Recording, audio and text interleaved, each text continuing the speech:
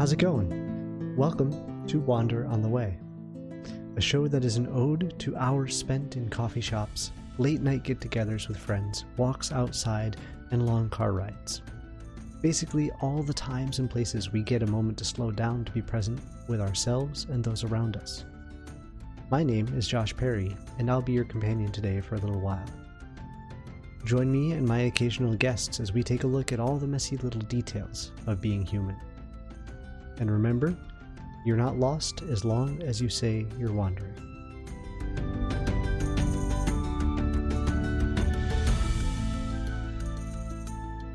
Welcome everyone to Wander on the Way. This is the first episode, and I'm hoping to spend a bit of time with you today just introducing what this is all about. Now, I've already gone and recorded the first handful of episodes other than this one, so this is actually a pretty good opportunity to come back now that I've gotten a bit more of a handle on what it is I'm doing in the first place. And I'm hoping to do this introduction by addressing probably three main questions that you're probably asking, which is, who am I? What am I doing? And why a podcast? So, first off, I love this question of who am I? And it's one that I use in my role as an educator all the time to help kind of get to know new students, to bridge some of the connections, to develop a relationship.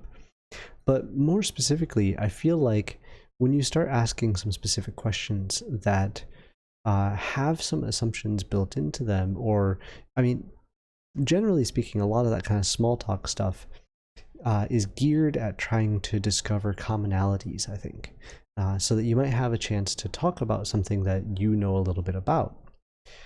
This question of who am I, though, is much more focused on the person you're asking the question to. Well, I guess, who are you in that case? And I start off with this question the first time that I meet any of my new students. Part of the reason for it is many of them have never really had the opportunity to be asked that in that way before. Oftentimes it's more about, what do you plan to study? What do you want to do for a career? Or what do you hope to be when you grow up? Things along those lines. So usually their response when they hear this question is just to kind of stare back at me because it's a little too vague, right? They've never confronted it in that way. So after a little bit of time, when people have sat with that for a little while, then, you know, we kind of pull it apart sometimes, right? Sometimes we talk about like, okay, why did I ask that? But then they start to respond with other pieces about them. So things like characteristics of their identity, right? So maybe their cultural background, maybe where they grew up, maybe where their family comes from. Oftentimes they'll still give me a lot of that same kind of like, oh, well, I'm this year and I want to study this and things like that. Or let's get away from students for a second and think about other, you know, professionals. And usually we're used to hearing that question of, well, what do you do, right? Because so much of our lives is taken up by our careers. And it's something that we're probably pretty familiar with, so it might be easy to talk about. But I think deep connection rarely spawns from a question that's kind of about your role or your occupation. So at any rate, who am I? Now I could do the same thing, right? I could jump in with some of my, say, qualifications or my job, my occupation. So I've already said I'm in education. I work in higher education. I'm master's educated to fit in there. And one of my personal favorites recently is that I'm an ordained Dudist priest. That's the Church of the Latter-day Dude, and you should check it out. So yes, I am technically ordained, and I have conducted weddings, just in case you were wondering. But none of that is really who I am. It's a part of what I do, maybe, but not really who I am. So a lot of times my fallback from that point is to think about maybe a list of traits or values or things like that. And so I could tell you that I'm curious, that I'm inquisitive, that I am kind of childlike and playful in a lot of ways. I could tell you that I'm a pretty laid back and pretty calm and relaxed person most of the time. I could tell you that actually a pretty major skeptic when I'm hearing about a lot of new stuff. But most of these things lose a bit of their credibility if I tell you them, as opposed to if you were to observe it for yourself. So I'm not going to use those to define myself. They might be my own images of me, but I'll let you kind of make up your own decisions. The last kind of way that I might approach this, though, is thinking about what do I do, what do I value, and how do I interact with the world? And so let me start off briefly by using an analogy, and we'll kind of try to wrap our heads around it. So I've recently sort of thought about and fallen in love with this analogy of the fingerprint. So obviously, we all know that fingerprints are unique, right? Somebody could identify me based on my fingerprints if I had left them somewhere. And yet, they're not so unique as to not be useful in some way. And kind of what I mean by that is we can tell fingerprints apart from other things pretty easily, right? Like my fingerprint is not a computer monitor. It's not an Apple. It's not, I don't know what else you might discover in the world, but we can clearly separate these two ideas. Similarly, we can categorize fingerprints into a relatively small, finite number of possible types of fingerprints. So I think I had read recently that the FBI has like 8 categories of fingerprints. And so all of the fingerprints of everybody who has ever had fingerprints can be categorized into one of 8 types. And in general, what I like about this analogy is that it allows simultaneously for the uniqueness of an individual as well as the commonality across individuals. So I like to use that as an example of who I am, because I want to say I'm you, right? I'm a lot like you. I have a lot of the same types of things in mind. I have a lot of the same types of experiences. But mine are unique to me, and they have made me and shaped me into who I am. So I have that uniqueness, but we share some commonality, some similarity. With that in mind, the other major way that I feel that I move through the world and that I interact with the world and have kind of developed maybe a skill set is I often will call myself a story collector. I love to interact with people. I love learning about their paths to wherever they are now, especially to their understanding of things, because we all have a different way of kind of looking at the truth of the situation. And I don't want to give you the impression that I'm like this remarkably outgoing social kind of person, right? I'm not. I'm actually kind of a homebody myself. But that doesn't mean that I'm not social and that I don't like to interact with people, because I absolutely do. So this is something that has really fascinated me. I've loved talking with people through a lot of my life and getting to understand how they think, how they tick. I like oftentimes kind of wrestling with problems with them, especially if they're going through something, and kind of providing some extra experiences that might give them a different perspective. And a lot of that comes from collecting these stories. You know, the more people that I interact with, the more stories I have, and the more perspectives I can pass on. So it's perhaps somewhat natural that one of the big ways that I can define myself is that I am an educator. I work in higher ed, helping students to be successful in college, to get to the finish line, to graduate. I'm primarily working with students that come from low-income backgrounds or who are the first generation in their family to go to college. And for many of these people, there is a lack of resources, a lack of exposure. And that's true of pretty much anybody who has ever gone to college. You know, so many of the students come in expecting to do one of the narrow list of things that they have been exposed to. And so again, this skill of being a story collector, of going out and interacting with people, has served me well in that capacity. So that's a little bit about who I am. Obviously, we can go far deeper. I can talk way more about myself, but that's not really why you're here today.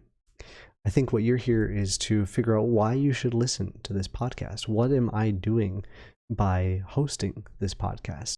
Now, I'll talk about the why a podcast in a moment, but hopefully to give you a good idea of what I'm doing, let me try to approach this by way of a story.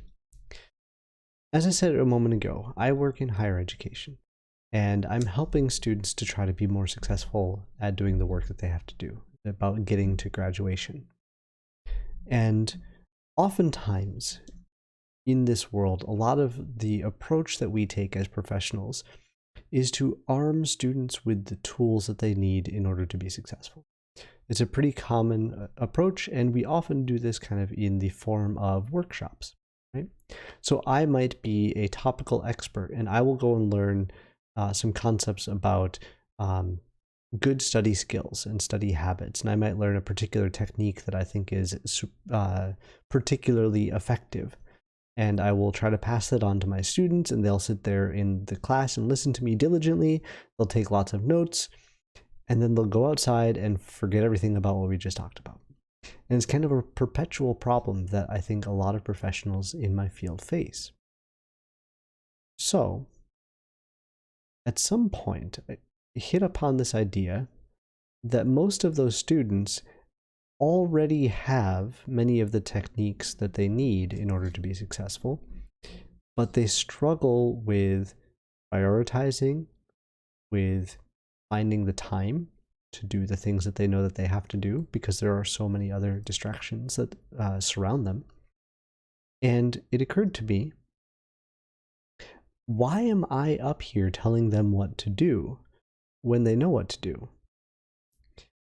If there is a student who really is struggling and really doesn't have any idea about some of these techniques, and I might be able to see that, or they might be able to come forward with it themselves, then I can help them specifically with looking up and trying new things.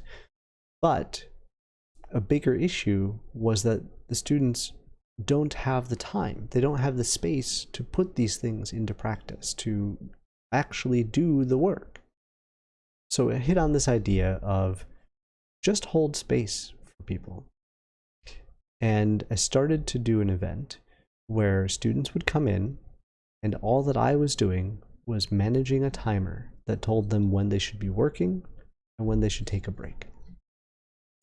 And that was probably the best, most well-attended, and most well-received kind of academic event that I have hosted. And I've hosted it over and over and over to much the same crowds every time and much the same reception.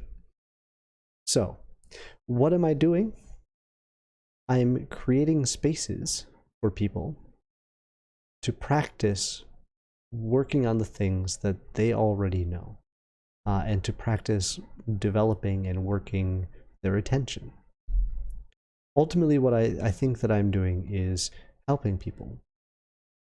And I'm helping people in a way that has me stepping aside, right? I am going and interacting with people and trying to pull out from them the things that they already have. And I think that this is really important. So I've talked a little bit maybe philosophically in a kind of a little bit deeper way about what it is that I'm doing here. But to talk a little bit more concretely, obviously I'm making this podcast. That's a big thing, a big part of what I'm doing. But this is kind of the tip of the spear, as it were, because what I'm really hoping to do is to create these spaces not only for the guests that I'm interviewing and speaking with, or for you, the listeners who are listening into those conversations, or to some of the other thoughts that I'm sharing with you, but I'm also running events. I'm actually trying to build a business here based on this concept of providing space for people to be reflective, as well as to do the things that they know that they have to do. That story I gave a second ago is a prime example. This is something that I am taking out of my occupation, but I'm still doing. So that's one of the other reasons why I like to lean into this idea that we are not our occupation. We are not the answers to some of these questions that I talked about earlier. I view myself often as an educator and as a helper, as someone who is going out and assisting you in guiding and mentoring and things like that. And so I'm taking a lot of those skills that I have developed over the last decade and applying them in a new direction, kind of taking a different path, as it were. By creating some of these environments for conversation, for reflection, for getting work done, I hope to make a difference in people's lives. And ultimately, that's what it's really about, is that why of what it is that I'm doing. And it's to see people be more successful, to make another step on their path, to find some gratitude and happiness and appreciation for where they are in the journey that they're on. So I hope you can understand a little better now what it is that I'm up to, and even maybe a little bit about why I'm doing it. But still, why a podcast? And well, honestly, people told me to. I've had a bunch of friends and family, some colleagues and mentors, things like that, that have told me that I have a kind of a particular style, this relaxed presence about me that helps people to feel comfortable and to open up, and that they thought that this would lend itself well to setting up a podcast. So that's really, honestly, a big part of why I'm here doing this. But beyond that, like I have other reasons too. And in my sort of self-motivation side of it is that it's a little bit about putting philosophy into action. This is something I'm really fascinated by, and one of the things that I hope to explore a lot with the guests in the show is how do we actually live out the things that make up our philosophy, or the things that we believe and say. And so one of the things that I believe is we should kind of take action, right? We should do things and maybe spend a little less time kind of worrying and being anxious about it, or seeking and trying to find things. And a little while back, I was reading a book by Krista Tippett called Becoming Wise. And in that book, she talks a little bit about this idea of that we ought to have the conversations that we want to see happen in the world. And it really struck a chord with me in that moment. And this is something that has been true periodically throughout my life. Like I enjoy creativity and doing creative things, but once in a while I get some external inspiration that kind of reminds me of the fact that, like, just do the thing, right? Don't be self-conscious about it. Get out there and do it. And so this is one of those moments where those words kind of spoke to me right then when I needed them. And for my sake, like I'm thinking about this idea that I am looking for rich, deep, meaningful conversations. And I'm pretty sure if you're listening to this that you are too. So I want to see those happen. I want them to be in the world. And rather than going looking for them, and oftentimes maybe coming up short or finding difficulty in having those conversations, why not do it myself, right? So one way you could think about this is, by analogy, is like, imagine you have a space in your room and you want a particular piece of furniture that fits that thing, and you've got this really clear image of what it is that you want there.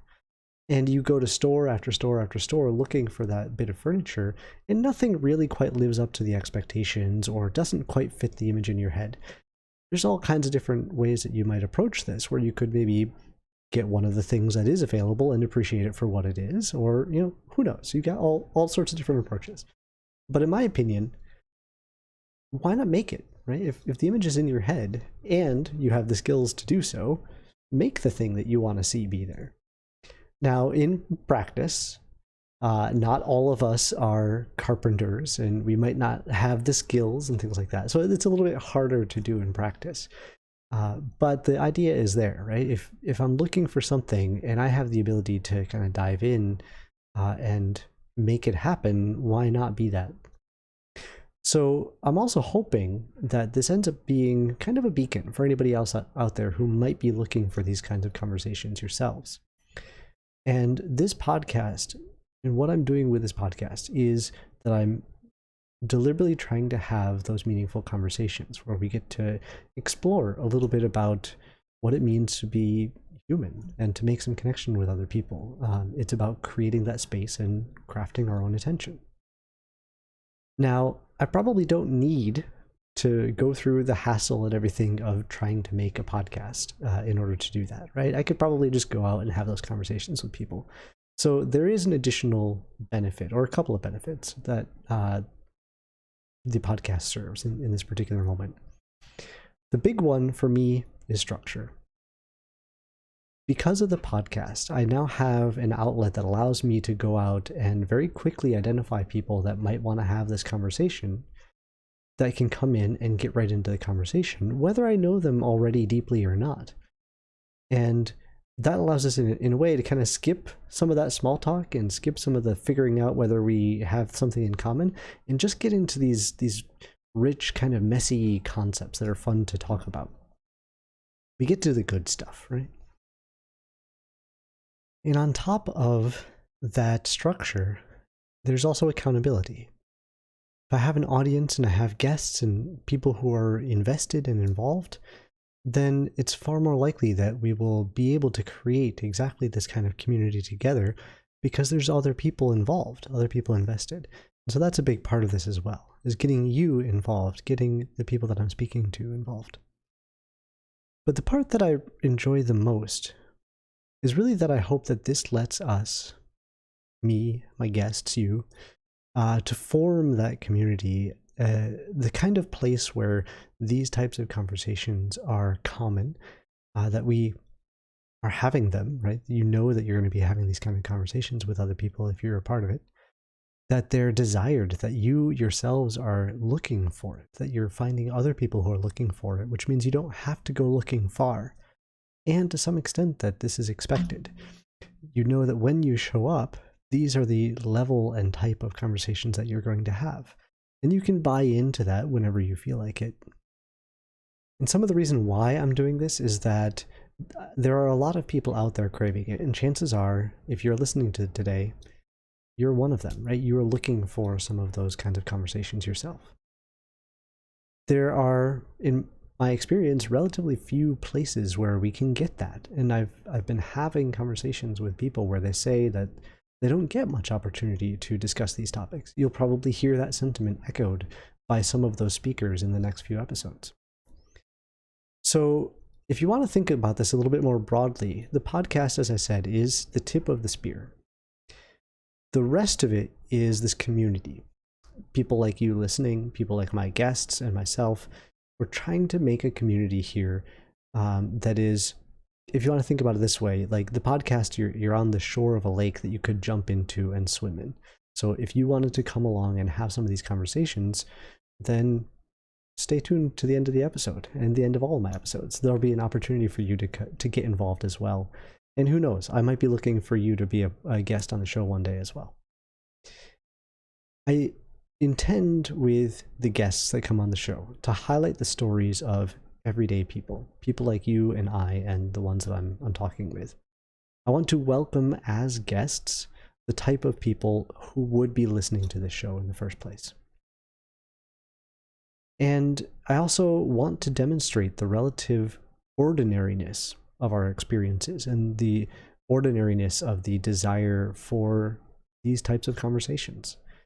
Now, I think society and a lot of external pressures kind of demand us or push us into the be special mentality. But there's something really comforting about being similar, and the fact that you can identify with some of the experiences that other people are having is really comforting. So I go back to that fingerprint analogy from earlier in the show. We each have our uniqueness, but our experiences may be shared by somebody in some way, at least some of the time. Essentially what we're doing here is normalizing attention and depth. And these are things that people tell me that they are lacking in their lives pretty regularly. So hopefully you've got a pretty good picture of what's in store with this podcast now. and why we're here doing it. But just to reiterate this kind of final point, this is more than a podcast. We're starting a community that was focusing on attention and space and depth and all of these nice, rich ideas that we can find somewhat challenging to find in other places in the world.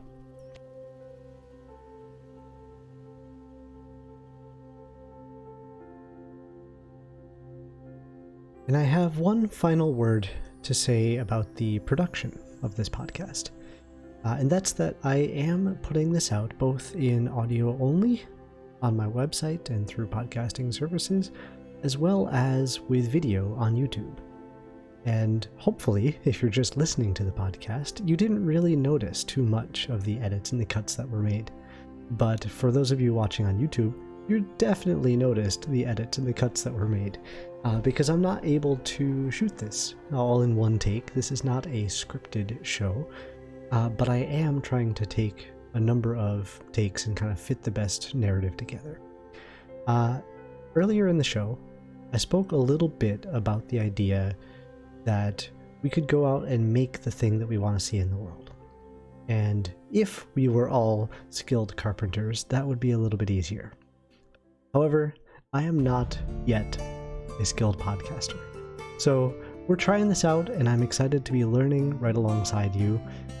And I hope that that's going to be a fun part of the process for you to watch unfold as I go through it.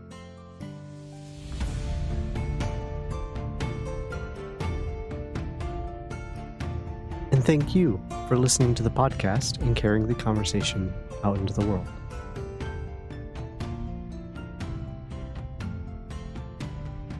Music for this podcast is generously provided by Alexander Nakarada at www.serpentsoundstudios.com and is licensed under Creative Commons by Attribution 4.0 license. Details in the description. If you'd like to come join the community, be a guest on the show someday yourself, you wish to support the podcast, or just get in touch, find me online at wanderontheway.org. And until next time, go have a good conversation.